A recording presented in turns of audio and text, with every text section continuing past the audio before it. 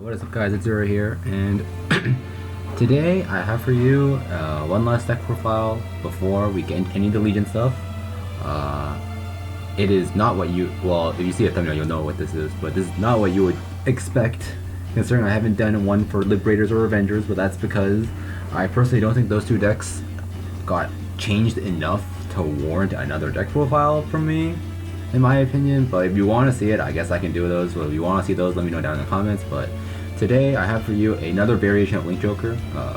I just thought this deck was really cool. I didn't think of this idea myself, as far as I know, because I didn't see anyone else experimenting with this. But you see my thumbnail, you'll know what this is. This is a variation on Chaos. I do think this is actually the best way to play Chaos right now, and it is, as I like to call it, Worldline Chaos. So you can see this list is kind of jank, so I'll go over everything. Before we even go into that, I do want to say that I am missing like two cards that I would want to put in if I had them. Ideally, my list, I'd cut one of these cards for a third Palladium, and I cut one of these Rebirths for a fourth Cradle. I just don't have them. I don't care enough to get them either, so deal with this for now. But if you want it truly optimal, or how I would want it optimally, add a third Palladium, add a fourth Cradle if you have it. So yeah, so this is the deck. Let's go over all the cards one by one. So first off is starter. This is honestly the entire reason I even wanted to try a list like this to begin with, because I thought that Fenrir just isn't a good card. The starter that usually played the White Knight Fenrir. All your other starters suck too, so I just wanted to try this card out. So this is the Glendios starter. So his skill, if you don't know, is Vanguard and Insole. If you're on at the start of your turn, if your Vanguard is under grade 3, so grade 2 or lower, you can discard a reverse unit to check top 5 and add any card from the top within that top 5 to your hand. If you add a reverse unit, you add a copy of that card back to your deck. So yeah, so this card, in my opinion, is really good because it lets you just search your top 5 for whatever you want, whether it be more intercepts, your infinite zeros, your PGs, boosters, intercepts, whatever you want. I'm usually using this to fetch PGs and stuff, because a big problem that before, in my opinion, was that like sometimes you just didn't draw PGs and you die. So I think this does fix a lot of problems with the deck. You trade the grade 3s in your deck for better cards, basically. And the grade 1s, PGs or PGs. I still choose to play 4 Lanthiums. I think Lanthium is still the best grade 1 in this deck, just because he lets you scale your lanes. And sometimes when you're running out low on cards, if you did infinite zero turn, he's already on the board, he scales himself up to 13k, meaning he's a solo attacker. If you lock on one card, he's 16k, so he's a solo attacker after a non-trigger defensive. So I think this card is really nice. He scales your lanes and can be a solo attacker, so I think this card's really good.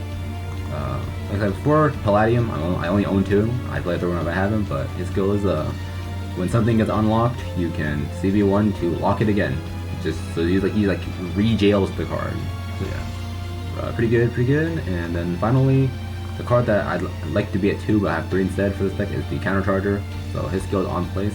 You unflip 1 per reverse unit on the board with different names. Usually at most you unflip 1 with this, just because of you're not actually playing like a Glendios deck, so you only have like 2 different names, and usually it's the Cradle because the Rebirths are usually getting tossed early. Yeah, that's it for the grade 1s. The grade 2s is this is the Magnet Hollow. His skill is Vanguard Rear. On hit, if your Vanguard is Starvader, which is everything in the deck, that's great. That's grade 2. So you could ride him or grab something else and hit everything on rear, but usually if you have him, you ride him. So on hit, you Counterblast 1 to search your deck for any reverse unit. So the thought process behind this card is that you ride him, you on hit, you Counterblast 1, usually you grab the Rebirth or whatever that 1-up slot is, to grab your hand and toss it away on the next turn. So yes, this card does take a trigger out of your deck, but the thought process behind this card is that this card is still a +1 because you CB1 to add a card to hand without ditching anything, so it is still a +1. And then on the next turn, you trade that +1 for something off the top 5 instead that's better than the grade 3.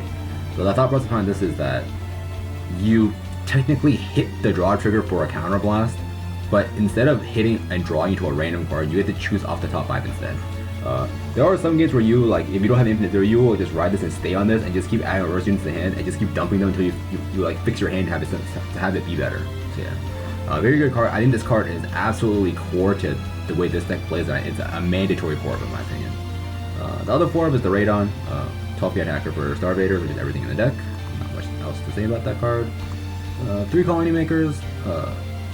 Vanguard Circle on place point as a lock card. CB1, call a grade 1 or lower Starvader from your deck. So you use the toss grade 1s. You call like any booster. Usually my target is the Palladium, but sometimes if you just need a booster while also wanting to conserve Counterblast, sometimes if you have like say a Cradle on the board as a rear, you can call the Colony Maker, CB1 to call the Counter Charger, and then when the Counter Charger is placed on the board, since you have the Cradle, you unflip one, so you can basically read Colony Maker in a situation like that as on place call a vanilla 7k booster for free. So I think that is a very cool interaction that deck has. So yeah, that's why you would play it. But usually she's there about the Palladiums to keep stuff jailed. So yeah, still a good card. I wouldn't play 4. I didn't play 4 before. I wouldn't play 4 now. And then last class, just 2 Kryptons. Nothing really better. You can play whatever one you want here. I just chose to play Vanillas because he's like an okay ride and 10k body is still kind of cool. So yeah. That's it for the grade 2s. Nothing too special except for like the 4 Magnet Halls in this deck. And then the grade 3s, Infinite Zero, Break Ride CB1, when you Break Ride 10k, lock 1 front, lock 1 back, and then the Waterfall skill, plus 3 if you want attacking Vanguard. Let's go to scale. This is the best way to play it. This is your ideal first ride target because you get like a cheap lock with it, so yeah. And then for Chaos, his skills, CB1, can't let him break 4 CB1 when your point stuff when something at the start of your turn if something got unlocked on your point side of the field, you CB1 to retire it, and then you draw a card. And then other skill is let's return CB1, discard 2 Starvaders to lock any card on the board. So the reason I would like a 4th Cradle is just because Cradle is a discard is still a Starvader name, unlike these regular reverse units. So he is still discard fodder for Chaos at worst. Discard is not. So yeah, that's why I would like 4 Cradles, but that's really not that important. It's nice to have, but it's never come into the point where like I really wish I had the 4th Cradle. So yeah, Chaos is still Chaos. You're like the deck's. I'll explain the deck's game plan afterwards. But yeah, like Chaos is Chaos. You know him, you love him, you hate him. He's a good card. And then Cradle, honestly, you can ignore this entire line of text. You can ignore everything here, honestly speaking. This card, the important thing is its name. It's a Starvader and it's a reverse unit. That's the important thing. Being a reverse unit means it's fodder for Worldline. Being a Starvader means it's fodder for Chaos. That is like the reason why this is your ideal reverse unit to play in this deck. And then Rebirth is just here for the reverse name. Again, ideally this is only a 1 of. You can play whichever reverse unit you like in this last line. I like Rebirth, so I play Rebirth. So yeah. So the game plan of this deck, what this deck does differently is that because you have this small little reverse engine package, you abuse the starter to dig for better cards. Usually you just early game you use the Magnet Hollow to search for the reverse units to toss with the Worldline. Counter basically never comes up, just there as an option, but you basically just toss your stuff to dig for usually PGs as your main priority, Infinite Zero if you need a ride target, and sometimes you grab more intercepts, sometimes you grab like a Palladium or something, but usually your target's like PGs, just because this is what you like to live.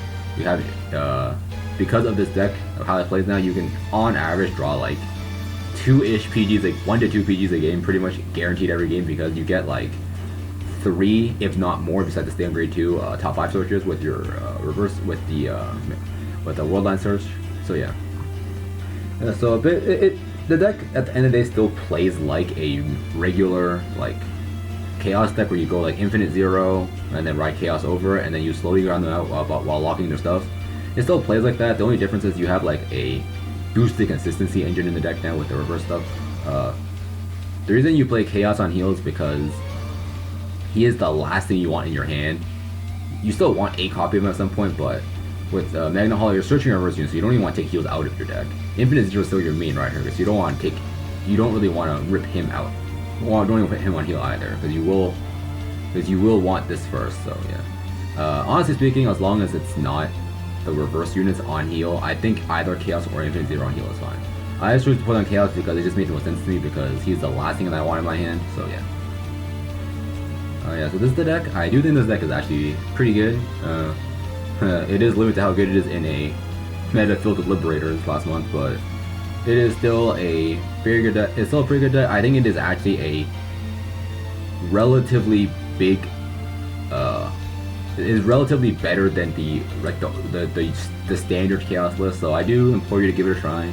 Although I personally wouldn't go out of my way to get the cards just because this deck it's an improvement, but I don't think it's like it's worth to go out of the way to grab like 4 Cradles and like 4 of the Magnet Hollows if you weren't playing Glendios anyway. So yeah, this is just a deck profile thought I'd share with you guys. I thought this deck was pretty cool. And that's awesome games to showcase this deck afterwards.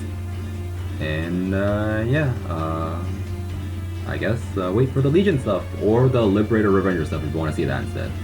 If you want to see that first, so yeah. That's it from me. Awesome games after, like I said before. Like, subscribe, all the good stuff, and I'll see you guys next time. Peace out.